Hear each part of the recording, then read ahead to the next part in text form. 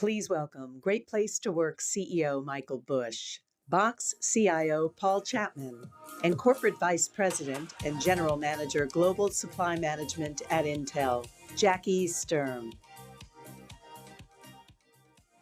Everybody.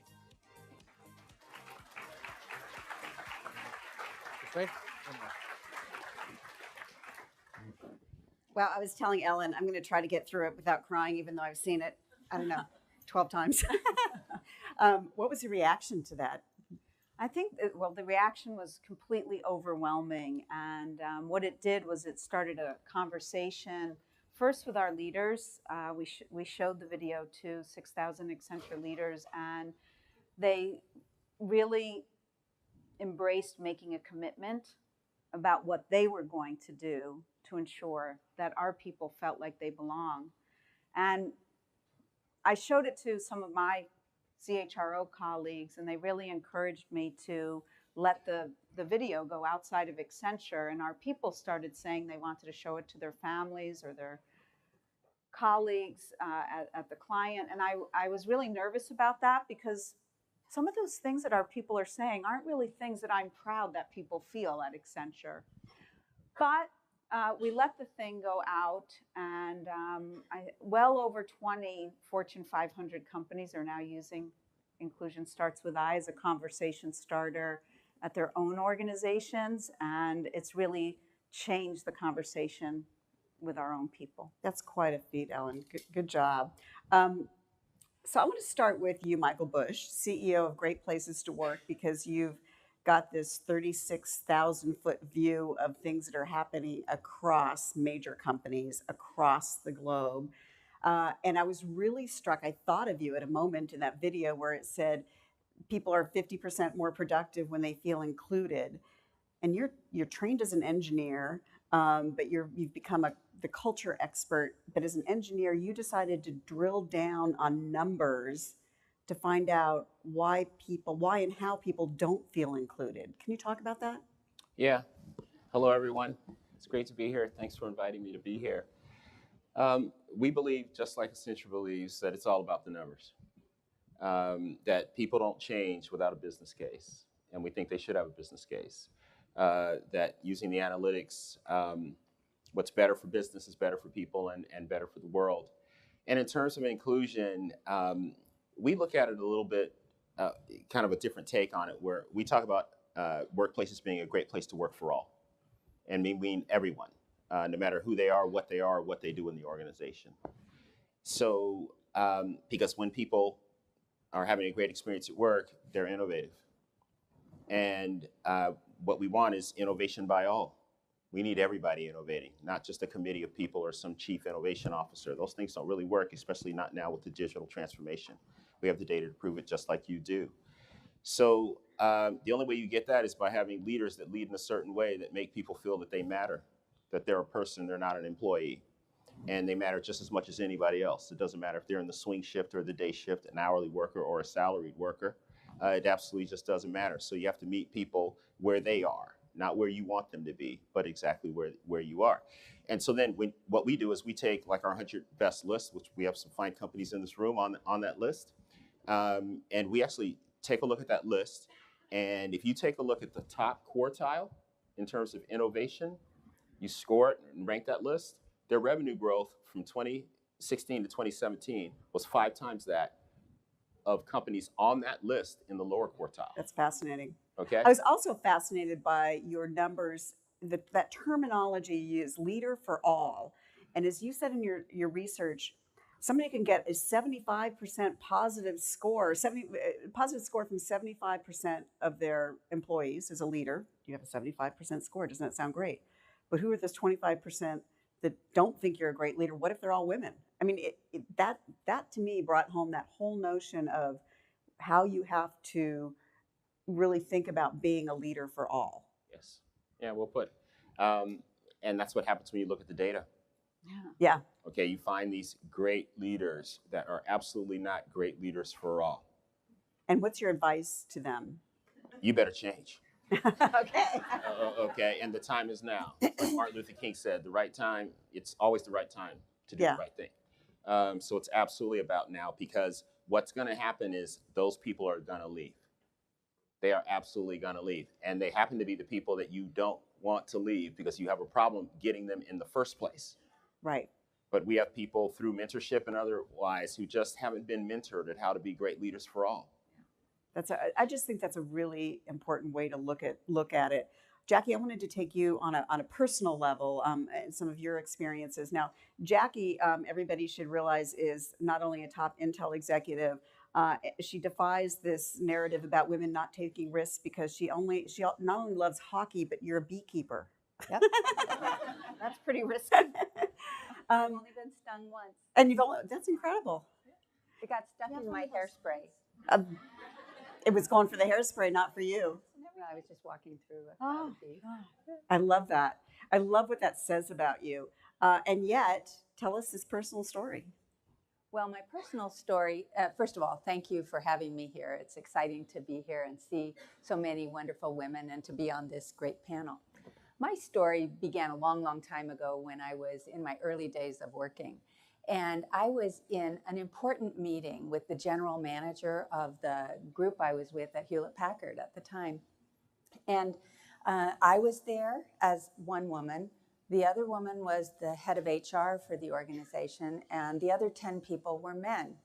And to tell you how long ago it was, they were all smoking. We were in this little enclosed space. So it's been a while. Yeah. But what struck me in this meeting was that I was different. I didn't know I was different until 6 o'clock came, and the GM looks at his watch, takes another drag, and says, "Do you girls need to call home?"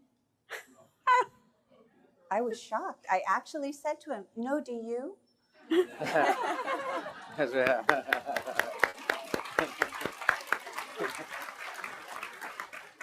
I think times have changed so much since then. Obviously, there's much more work for us to do to achieve real full equality and representation for women. But I am pleased to see the results that, passionate women and men and groups have made. As I looked at that experience that I had, I thought, because I'm different, I'm going to have to create my own recipe for success because it's not going to just come naturally. And so you might want to take note of this because it might work for you as well. It's 4 points. First is make an impact. Nobody can argue or deny that great work happened. That's a place to start. Second, though, you have to be visible. That great work is going to get claimed by someone. Ultimately, let's hope it's you. Otherwise, you might be overlooked for opportunities. The third, and I come from a tech background, influence with data. If you want to be influential, you need to bring substance with you. You might have other great ideas or opinions, but make sure it's strong and supportable. And then finally, and probably most important, be tenacious. It's easy for us girls, if you will, to take no as the final answer. But we can't let that happen. As we know from all the data, when women just accept no as an answer, that's the answer. But if you keep coming back, you change your approach, and you push to be recognized for your achievements, it will happen. So Jackie, thank you for that. And we're sitting here in San Francisco, not quite the heart of Silicon Valley, but pretty darn close, which has clearly a problem with women, and technology firms in general having a problem with women. And you have this interesting perspective about demystifying technology tracks for women. Can you describe that? Yes, it's very important at Intel, and I would say across the technology industry. But what we found is we are very good at hiring some of the best technical women, and they want to be technologists. They really want to follow a technical track in their field. And yet, over the years, they were bypassed for opportunities to become principal engineers or to become fellows, which is a wonderful technical designation. And back in early 2000s, I was the founding member of the Intel Network of Executive Women, a founding member, not the. There were 14 of us at the time, the entirety of all the Intel female vice presidents. And at that time we said, we need to increase the opportunities for women, which we will do by tracking the data. We will measure the performance. And the biggest thing we found was that although management positions became available for women, technical positions were not. And what we found as we dug into the data is the qualifications were a mystery. No one could tell us what they were. And so we worked with the leading technical men in the organization to find out how could we chronicle what those criteria were and then share them with the technical women who wanted to go on that principal engineer or fellow track. And then how do we groom those women with sponsors who can help them progress along that path? We have had a lot of success there. Most importantly, creating a pipeline of women who are on the PE track, who will then move to the fellow track, as well as just the fact that we've demystified the criteria for everyone, which makes it so much more approachable. Right, it's not just women, it's everybody. And you know, technology is sort of a closed men's club, white men's club is what you were initially coming up against. So Paul, you have moved from a Fortune 500 company to Box isn't quite a startup. It's a pretty big company now. Mm-hmm. I'll let you explain briefly what it does because it's highly technical. And you work with a lot of millennials. Yes. And I wanted you to describe their culture in terms of equity. Well, so moving from a Fortune 500 to a born in the cloud, grown up digital, heavy millennial based company, if you could think of two more contrasting environments, Yeah. But it gives me perspective, like you mentioned. It's not one is right, one is wrong. They're just different. We have an incredible CEO who is a millennial himself that has baked into our culture people first.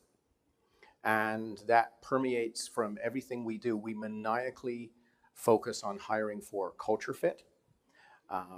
And we support many employee resource groups, everything from Women in Tech, Box Women's Network, Black Excellence Network. We've even just created a new ERG that's called Box. It's Belong, and it's for people that come from maybe immigrant backgrounds that are very nervous about some of the changes that are going on around immigration policy right now and what that's doing to the families and so on. And what I'm finding is that this is permeating into a culture, back to you said earlier, that's very open, social, very collaborative. I think cognitive thought is much stronger, problem solving is much stronger than I've seen in other organizations. And I think that when you look at what some of these inclusion programs are doing in regards to connecting people across the company, people aren't feeling alone anymore. There's people to talk to, people to, and build relationships with different people across the organization. But I think the thing that I get most passionate about, though, is if you go back to the left, you've got the cultural aspects of things. You go to the left and you say, okay, how do we hire for inclusion? Mm-hmm. How do we widen the funnel? How do we increase the pipeline? Because if you look at most hiring or recruitment sort of philosophies, they've almost been designed for exclusion, not inclusion. It's what they don't say in them versus what they do say in them. Yeah. And our CEO just recently rewrote our recruitment philosophy or our hiring philosophy. And so we work with a number of organizations, workforce planning organizations that generally support low-income communities. So there's another value of contributing to the community as well. And we're bringing in people with very diverse backgrounds, racially diverse, gender diverse.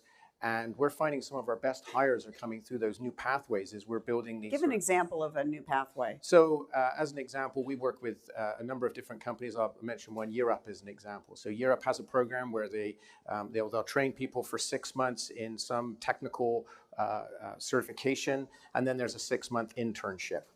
Now, so these wouldn't be your typical, college grads with an engineering right. degree. And if you have a hiring philosophy that says you only do that, then by definition you're excluding this group of people that, quite frankly, talent is global, opportunity is not. And we are absolutely finding some some great talent through these programs.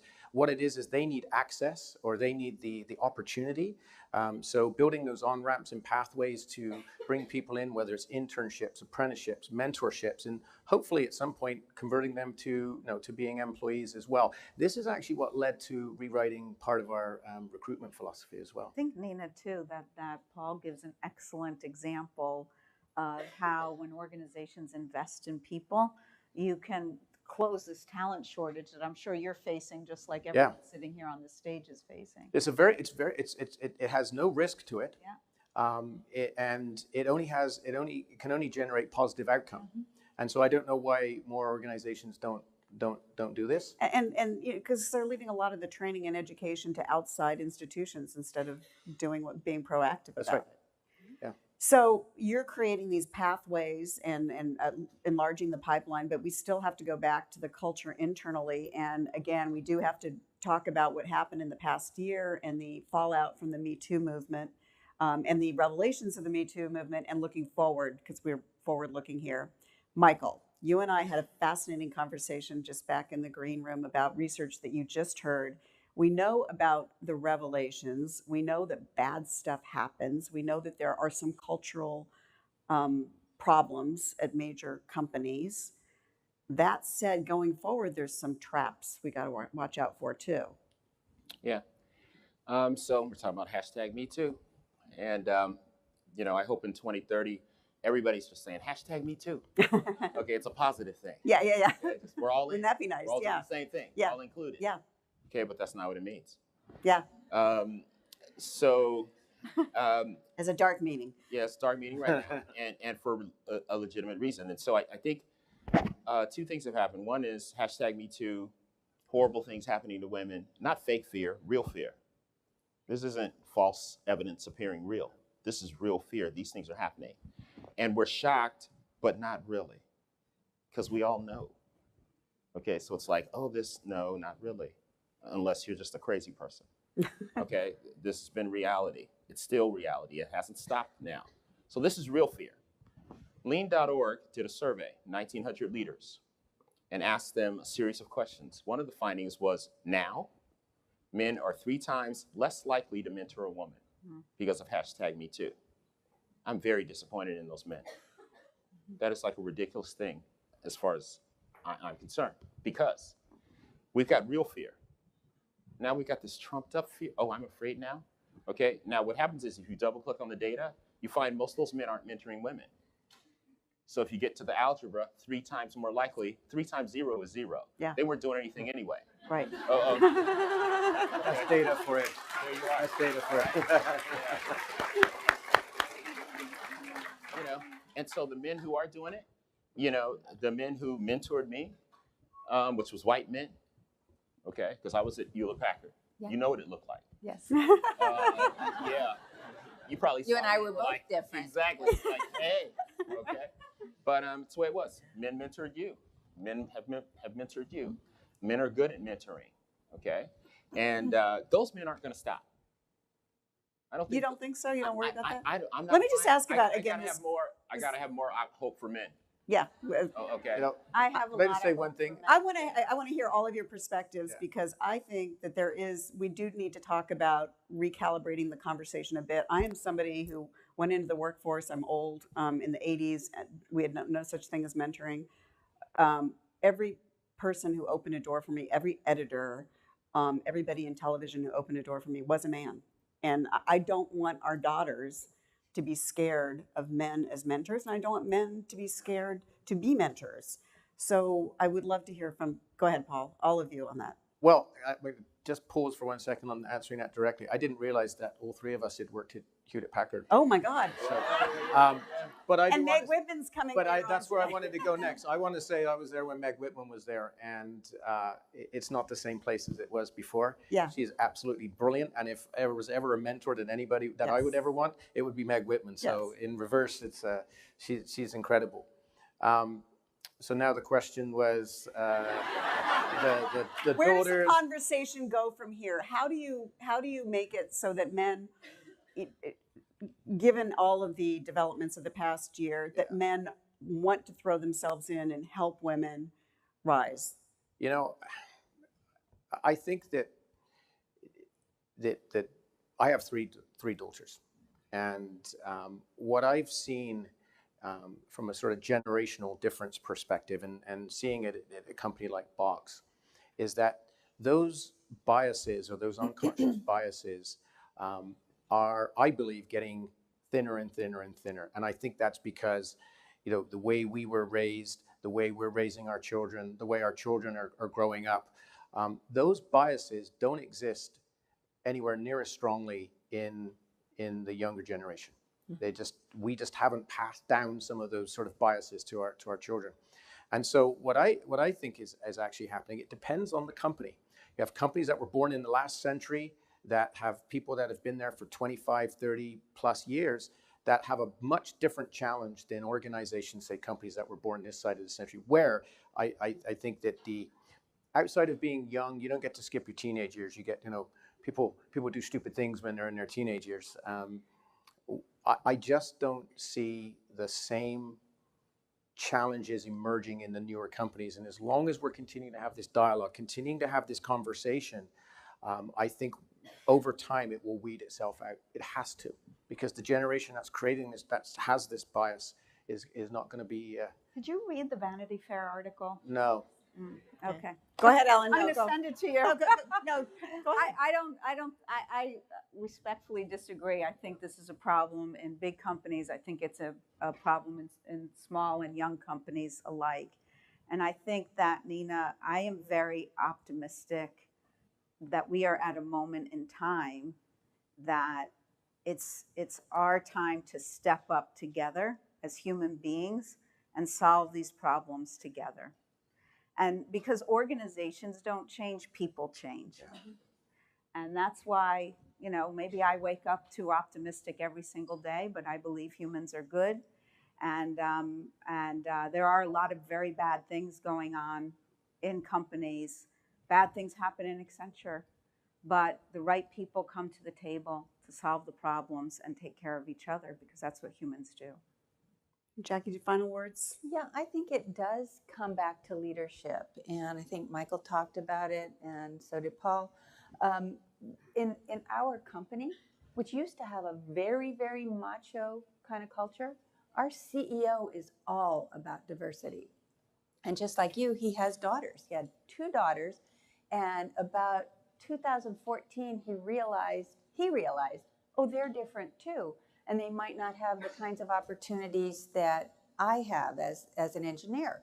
And so at that time, January of 2015, he made a commitment publicly and to the company that Intel by 2020 would achieve,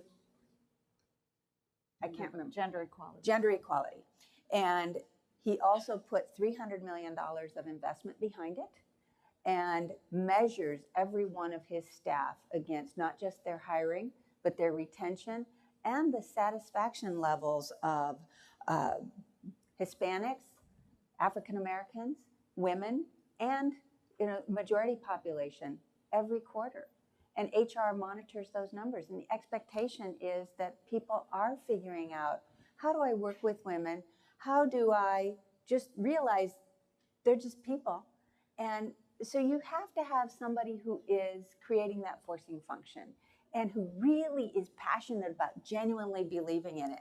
And I know so many men who are passionate about creating opportunities for their daughters, who think their wives are amazing. And I have a lot of optimism, and I see it in our organization where we've created sponsorships, where we've actively asked men to sponsor and mentor and advocate for high potential women. And they're excited to do it. So I'm very optimistic. Jackie's the straight person for the research. Everything you're saying is really proven out in the research that we just published this week. So thank you. Well, I'm glad to hear Love that. And the obvious conclusion, too, is that if you have a more diverse leadership, you're less likely to have the kind of culture that creates a Me Too problem. So That's right. Thank you all. Ellen, Jackie, Paul, Michael, thank you. Thank you.